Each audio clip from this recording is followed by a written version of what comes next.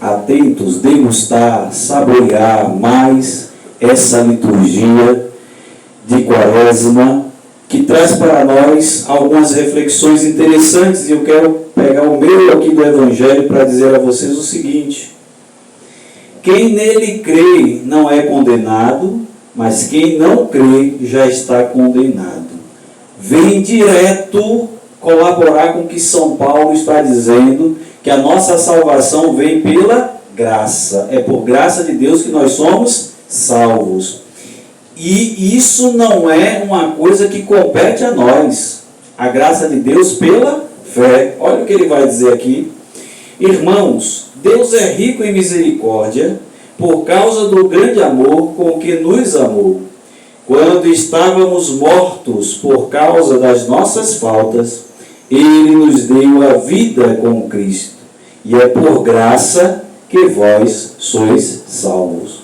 Qual é a graça magnífica de Deus que nos deu a salvação? A morte de Jesus na cruz. Ou seja, quando Jesus aceitou cumprir tudo que tinha para ser cumprido a seu respeito e se deixou morrer na cruz, neste momento, a salvação foi dada a nós. Deus nos ressuscitou com Cristo e nos fez sentar nos céus em virtude de nossa união com Jesus Cristo.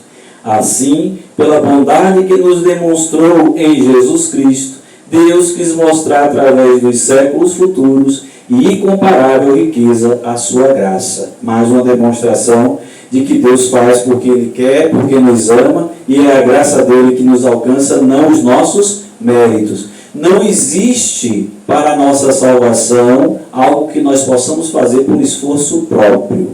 A salvação nos foi dada. O que nós podemos fazer por esforço próprio é tomar posse desta salvação. Com efeito, é pela graça que sois salvos mediante a fé. Olha que maravilha! É pela graça de Deus mediante a nossa fé. Fé em que? Aquele, aí eu vou voltar aqui, quem nele crê não é condenado, mas quem não crê já está condenado. Então a fé em Jesus não é uma fé em qualquer coisa, a fé do Cristo. Quando nós depositamos a nossa fé em Jesus e que Ele, Jesus, pode tudo na nossa vida, aí nós começamos a aquietar nosso coração. Nosso coração passa a ficar em paz. A paz que nós precisamos para processar tanto as alegrias como as tristezas. Porque aquele camarada que não tem paz no coração recebe uma boa notícia, ganhou na loto, no outro dia está pobre. Por quê? Porque ele vai ficar eufórico, mas o coração dele não está em paz, então ele vai gastar em tudo que não presta, vai fazer investimentos ruins, no outro dia está pobre. Quando eu digo no outro dia, não é em 24 horas, né? Em pouco tempo volta a estar pobre. Mas aquele sujeito que tem paz consegue assimilar aquilo que recebeu de boa notícia e parar, pensar, para decidir o que vai fazer com aquilo que recebeu de bom. Do outro lado acontece exatamente a mesma coisa, e nós que fomos baqueados com essa notícia do falecimento de Dom Márcio, precisamos ter paz para superar isso, para entender esse processo. E como eu costumo dizer, o cristão, ele tem por obrigação moral e espiritual ter um comportamento diferente das demais pessoas. Não quer dizer que o cristão não sinta dor quando alguém que ama parte dessa vida, de forma alguma.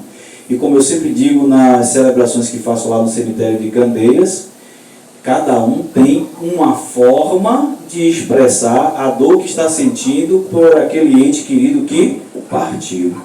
Mas quando esse ente querido que parte, e nós que estamos chorando, nós somos cristãos, é diferente.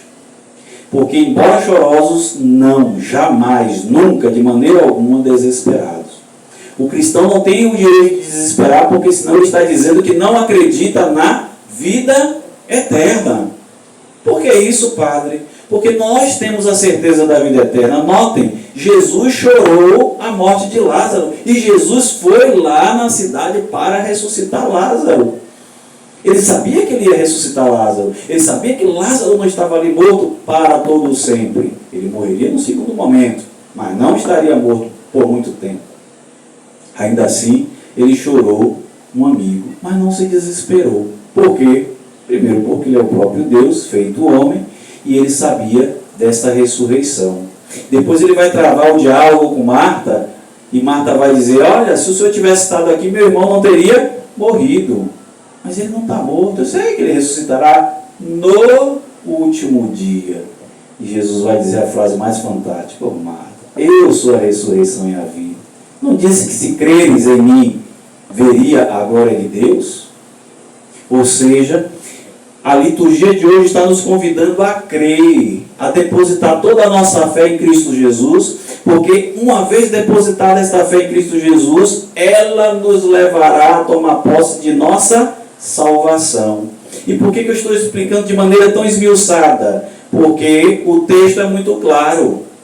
Aquele que crê, é pela graça que somos salvos e não pelas nossas obras. Mas quando a gente diz que é pelas graças e não pelas nossas obras, também fica uma margem para dizer, então não foi o sangue de Jesus derramado na cruz que nos deu a salvação, foi a graça de Deus. E a gente às vezes esquece que a graça de Deus foi exatamente a morte de Jesus. Essa é a maior graça que nós recebemos. Cristo Jesus pregado na cruz. Esta é a graça que nos deu a salvação. Ele pregado na cruz. Não apenas a graça na perspectiva de bondade de Deus para conosco. Porque se Jesus não morresse na cruz, a graça de Deus não aconteceria. Então, nós somos salvos pela graça de Deus mediante a nossa fé. Traduzindo essa frase, o sacrifício de Jesus que nos deu salvação terá efeito se nós tivermos fé e, tendo fé, praticarmos as obras da fé que nos darão condições de tomar posse da nossa salvação. Pois muito bem. E nós passamos também por momentos de alegria. Dia 8 agora foi Dia das Mulheres, né? Que é o Dia Internacional das Mulheres. E eu, como sempre, ando na contramão daqueles que criticam a origem das nossas celebrações. Não me interessa se no dia em que resolveram marcar essa data foi um dia trágico, que tenham sido assassinadas não sei quantas milhões de mulheres, se precisou disso para reconhecer, os homens reconhecerem as mulheres espetaculares que têm ao seu lado, valorizá-las e salvar a família, porque muitas vezes os homens são machistas e estúpidos, louvado seja Deus, que infelizmente isso tem acontecido. Mas a parte do que aconteceu historicamente, a cada ano que a gente celebra, o que é que a gente celebra? A vitória das mulheres. Nós nos alegramos porque as mulheres conquistam cada dia que passa mais espaço na sociedade e, mais uma vez, na contramão do que as pessoas pregam, eu não gosto desse negócio de empoderamento de mulher. Por um motivo muito simples, elas são poderosas por natureza, ponto. É a mesma coisa que você dizer, vou dar autoridade à polícia de portar arma. A polícia já tem autoridade para portar arma. Você dizer, eu estou defendendo que o policial porte arma. Peraí, filho, respire, tenha calma, o policial já porta arma. É função dele portar arma. Entende? Então, quando você diz que você vai empoderar uma mulher, na verdade, você está fazendo um preconceito contra a mulher, porque ela já é poderosa, já nasceu assim. Não se enganem, desde Adão e Eva, quem manda nesse mundo são as mulheres. Só que elas mandavam de maneira mais sutil, nos bastidores. Louvado seja Deus que de um tempo para cá, nós evoluímos e elas estão mandando nos bastidores e fora dos bastidores. Isso é muito poder. E eu não gosto dessa frase, não é porque isso não engrandece as mulheres, não. Pelo contrário. É porque dizer isso diminui. Diminui como, padre? Simples. Você está dizendo, ela não tem este poder, ela é inferior a mim, eu, por um mecanismo social, vou dar a ela a chance dela ser poderosa. Desculpe, irmão, você está perdendo o seu tempo. Você está dando um revólver à polícia, que já tem autoridade de ter revólver na mão. Entende? Então, toda a minha homenagem, todo o meu carinho a vocês, mulheres. Eu escrevi lá num dos grupos que eu participo que vocês são a razão da nossa existência. Não somente romanticamente falando, mas em família, amizade. As coisas nessa vida só têm sentido porque as mulheres existem. É o equilíbrio perfeito das coisas, são as mulheres. E homem e mulher, quando estão casados, precisam encontrar esse equilíbrio, porque também disse lá no grupo, não existe disputa para saber quem é melhor. O mundo quer nos convencer de que os homens são melhores criaram o machismo. Aí uma outra parte do mundo quer nos convencer que as mulheres são melhores, criaram o feminismo. Sabe o que machismo e feminismo faz com o ser humano? Degrada, deforma. Porque o homem não foi feito para ser importante, a mulher não foi feita para ser importante. Homem e mulher foram feitos para serem importantes igualmente. Ou seja, quando Deus nos cria, façamos o homem, não o sexo masculino, o homem, a humanidade, o humano, a nossa imagem e semelhança. Segue o texto dizendo, e Deus os criou, homem e mulher. Algumas traduções trazem macho e fêmea, os criou. Ou seja, Deus criou os dois. E por carinho a nós, o Espírito Santo inspira o autor sagrado a detalhar como é a família. Então ele faz uma segunda narrativa, daí parece que a Bíblia tem contradição. Aqui, ó, não disse que Adão estava só? Deus olhou para Adão e disse, não é bom que o homem esteja só. Cadê Eva? E a gente ignora que isso é uma explicação carinhosa de Deus para dizer, olha, a família é tão importante, mas tão importante que o homem tem que largar seu pai e sua mãe. Oh, desculpa aí, tá vendo? Adão não tinha pai e mãe. Entendem por que não é contraditório? Por isso. Então ele vai dizer, a partir daí, do Gênesis, por isso que o homem vai deixar seu pai e sua mãe, vai se unir à sua mulher e eles serão uma só carne. Então essa uma só carne tem igual importância e dignidade. Por isso que eu tiro o meu chapéu para as mulheres, por isso fica aqui a minha homenagem a todas as mulheres, mães que não são mães, que ainda vão ser mães, meninas, adolescentes, mulheres, as mães, as avós, a todas vocês, meu carinho, minha homenagem neste dia. Como eu disse, a celebração da missa de hoje é atípica por muitos motivos. Estamos na quaresma, perdemos nosso Tomácio, temos que celebrar as nossas queridas mulheres. Não dá para não tocar em nenhum desses assuntos por causa do outro. É muita coisa boa que está acontecendo, apesar das coisas ruins. E também, como disse lá na missa de corpo presente, dirigindo algumas palavras a meu amigo Márcio Luiz Botelho Tranquilo, que em meio a todo sofrimento, eu tinha uma grande alegria.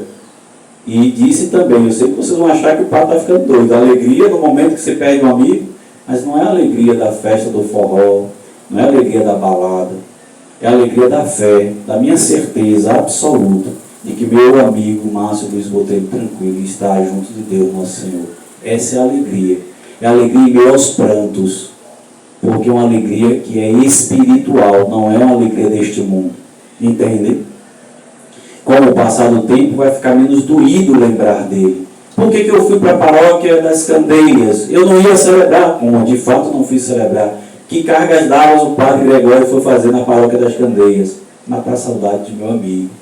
Um ambiente onde nós celebramos por muito tempo. Então me trouxe memórias boas. Para mim fez bem estar lá olhando para o meu povo. Também é meu povo. Ajudei a construir aquele povo. Apari gente para Deus ali com ele. Não é? Então fui. Provavelmente vou nos próximos domingos também. Até a coisa aí diminuindo. Se me convocarem para fazer alguma coisa e ajudar, vou. Se não convocarem, louvado seja Deus. Nós estamos aqui para servir.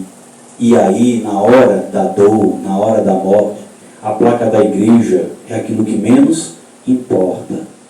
Porque missa, como eu já disse várias vezes, a missa, a divina liturgia, ela é minúscula do ponto de vista celebrativo.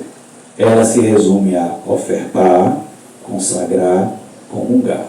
Todas as outras coisas estão aqui para nos fazer entender essa parte da missa que não pode deixar de ter.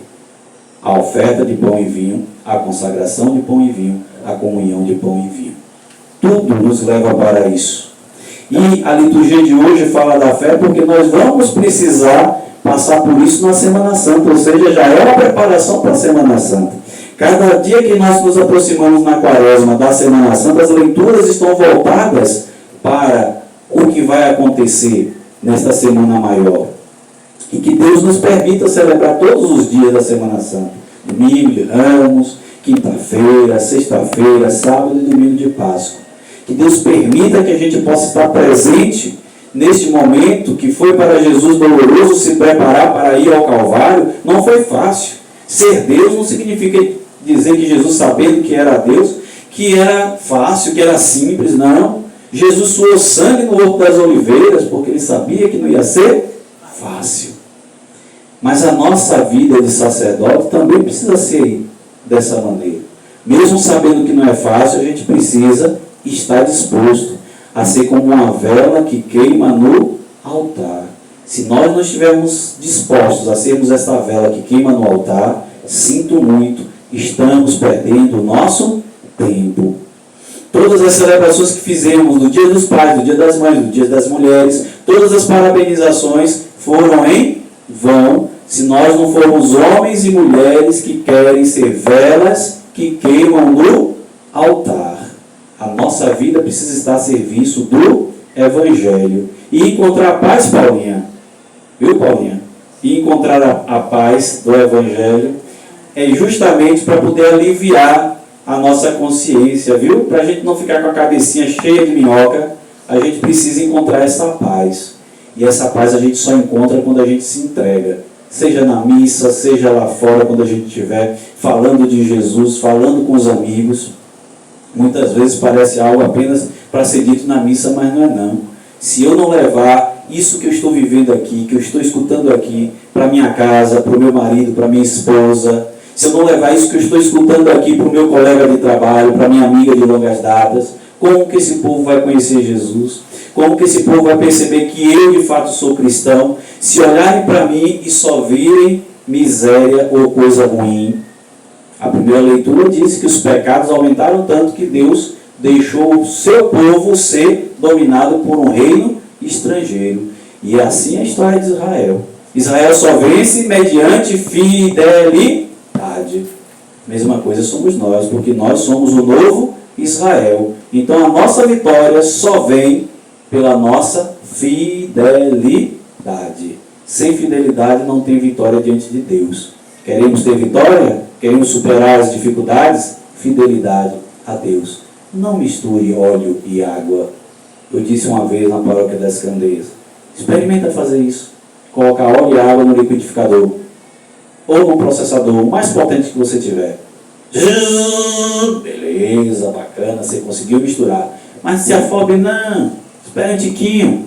E quando se acalmar tudo, eles se separam de novo. Óleo e água se separarão. Porque eles não foram feitos para andarem juntos, misturados. Então, se você crê em Cristo Jesus, deposite toda a sua fé nele. Se você crê em guias espíritos, vá lá.